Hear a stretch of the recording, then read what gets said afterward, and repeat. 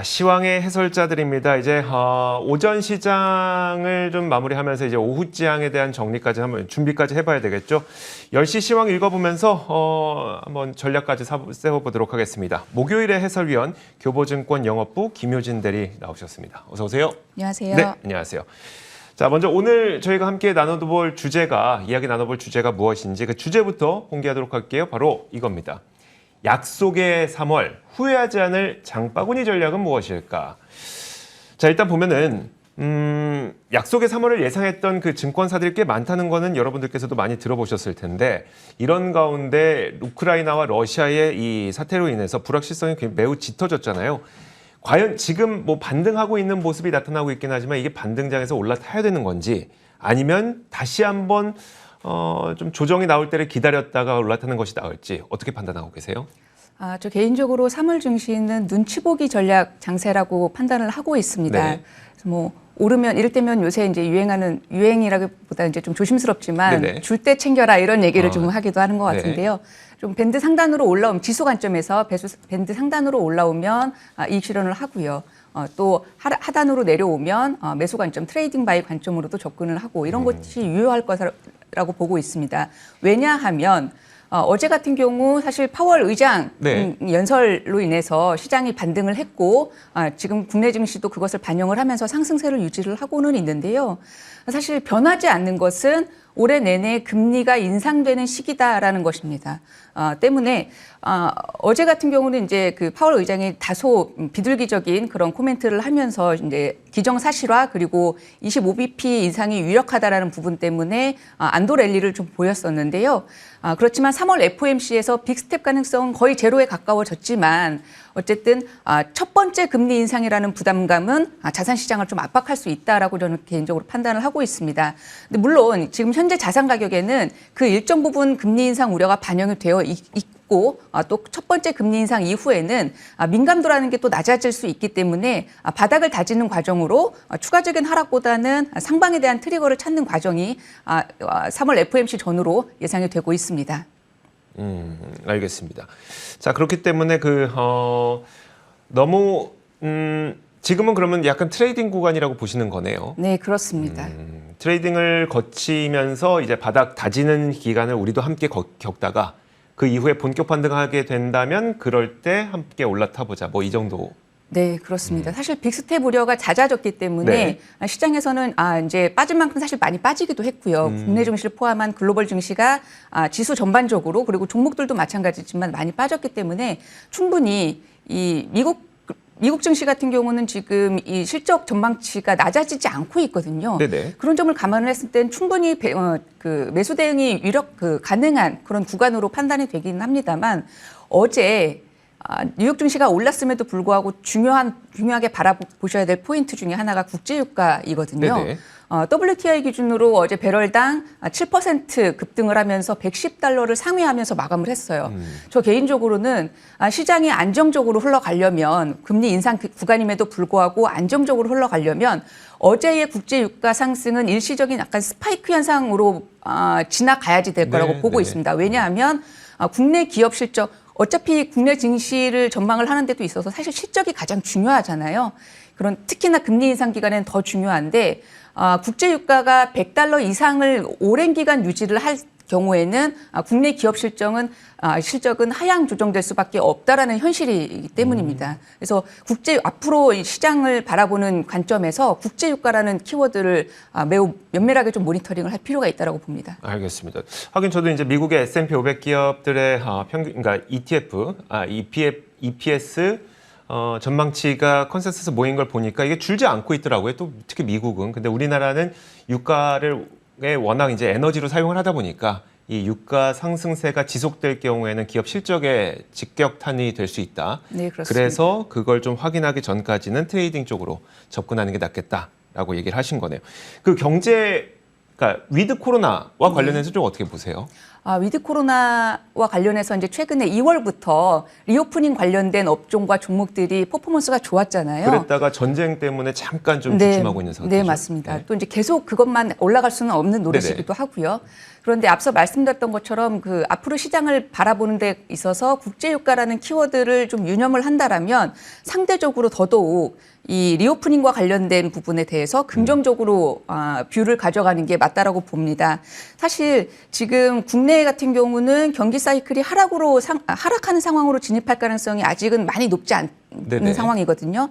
그렇다면 너무 비관적인 대응보다는 이 흔들림이 진정된 이후에 대한 업종과 종목을 탐색하는 기회로 삼을 필요가 있는데 앞서 말씀드렸던 것처럼 경기 방향성에 있어서는 코로나19의 진정으로 인한 나비 효과를 기대를 할 수 있는 부분 이미 이제 시장에서 어느 정도 그걸 인식을 하고 있지만 코로나19 폭증에도 불구하고 경제 활동은 굉장히 견조하다. 그리고 빠르게 회복세를 보일 것으로 예상을 하고 있는 과정 중에 국제유가가 급등하는 경우에도 약간 비껴서 있을 수 있는 혹은 가격에 전가할 수 있는 그런 리오프닝 관련주가 지속적인 관심이 필요하다라고 봅니다. 전가할 수 있는 거는 뭐 전가 못하는 건 대표적으로 항공 정도가 되겠네요. 네, 그렇습니다.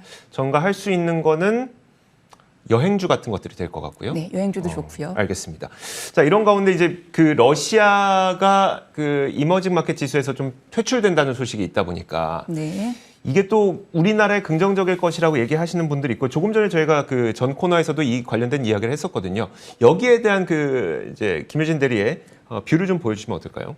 사실 이 수급 측면에 대한 데이터들은 가늠하기가 저는 개인적으로 쉽지 않다라고 보고 있는데요. 이 MSCI 신흥국 지수의 패시브 추정 자금을 4천억 달러 정도로 가정을 한 그 자료가 있었습니다. 네네. 그래서 그 러시아 분류 변경에 따른 패시브 자금 유입의 효과는 지수 내의 한국 비중을 고려를 할 경우에는 9천억 원 정도 수준으로 가늠을 하고 있죠. 추정을 하고 있더라고요. 네. 네, 앞서 이제 방송에서는 4조 원 정도로 얘기를 했었는데 네네. 저는 이제 9천억 원 정도 내외로 추산을 한 데이터를 갖고 있었습니다. 그거죠. 이제 예. 그 전 세계를 하나의 포트폴리오에 딱 넣는다고 쳤을 때 일단 미국이 한 40에서 50% 가량 들어가고 그다음에 그렇죠. 유럽이 한 16% 정도 들어가고 네. 이 전체적인 비중을 따져 보면 우리가 들어갈 수 있는 비중은 거의 2% 정도가 될 텐데. 네네. 그럼 여기 그 2%를 채우기 위해서 우리나라에 얼마 더 들어올 수 있습니까를 따져 보면 그 정도 금액이 된다는 얘기죠. 네, 그렇습니다. 이렇게 추정이 되고 있고요. 그래서 물론 9천억 원이라는 자금이 작지는 않지만 지수 상승 기대 효과는 그렇게 크지 않다라고 저는 판단을 네. 하고 있고, 그러니까 1% 내외 이 정도 판단을 하고 있고요. 효과는 그 MSCI 한국 지수의 구성 종목에 아마 조금 더 영향이 될 것으로 보입니다. 그래서 10거래일 평균 거래대금 대비해서 패시브 매수 비율 상위 종목을 좀 살펴봤더니요. 네. 삼성전자 우선주, LG화학 우선주, 현대차 우선주, KTNG, 현대차 EUB, 코웨이, 삼성 SDS, S1 이 정도 순서로 집계가 되고 있는 걸로 파악됐습니다. 알겠습니다. 자, 이제 그럼 본격적으로 우리가 이런 상황에서 이런 시장 환경에서 어떤 종목에 좀 눈길을 가져가야 되는지 여기에 대해서 한번 여쭤볼게요. 일단 뭐 종목별로 이야기를 해보자면 어떤 종목들이 좀 눈에 띄시던가요? 앞서 이제 금리 인상이라는 거에 네네. 대해서 계속 강조를 드리고 있는데요. 금리 인상 구간에서는 꿈보다는 현실이 정말 중요합니다. 그럼요. 그래서 미래의 실적도 물론 중요하지만 현실의 실적 가시성에 무게중심을 두는 게 좋다라고 보고 있고요. 지금 이제 3월 아직은 초이지만 곧 시간이 흘러서 중순을 넘어가면 곧 1분기 실적에 대한 확인 욕구가 강화가 될 것입니다. 네. 그래서 코스피 1분기 실적 개선을 주도할 업종은 반도체와 금융 섹터 그리고 인플레이션 수혜 업종인 비철금속 그리고 엔데믹 전환에 따른 수혜가 기대되는 음식료가 어닝 서프라이즈 가능성이 높아 네. 보입니다. 그렇다면 이 섹터 안에 포함되어 있는 종목 가운데 눈길을 끌고 있는 종목 첫 번째 종목부터요. 네. 제가 이제 반도체라고 말씀을 드렸는데요. 네. 제가 탑픽으로 꼽고 있는 반도체 종목은 반도체 장비단에 있는 주성 엔지니어링입니다. 주성 엔지니어링. 사실 지금 시장은 고점 대비 10% 가까운 하락을 보일 만큼 매우 어려운 상황인데 주성 엔지니어링은 살펴보시면 주가가 역사적 신고가를 기록을 하고 있습니다. 일단 4분기 실적을 보면 굉장히 서프라이즈를 나타냈는데요. 영업이익률이 무려 35.9%를 기록을 했습니다. 좀 더 자세하게 말씀을 드리면 4분기 매출액은 1,413억 원, 그리고 영업이익은 507억 원으로 매출액은 전년 대비 371% 증가했고요. 영업이익은 흑자 전환을 기록을 했습니다. 이 배경은 중국 쪽 중화권 고객 사양의 그 수주가 있었고 그거에 따른 매출 증가가 있었는데 시장에서 예상하는 매출보다 훨씬 더 증가폭이 컸다라는 부분이고요. 4분기 내 반도체 부분 내에서 중화권 등 해외 고객 사양 매출 비중이 60% 이상으로 추정이 되고 있습니다. 그래서 그런데 이제 또 봐야 될 부분이 중화권 향의 매출은 국내 고객사 대비해서 이익률 측면에서 굉장히 긍정적이거든요.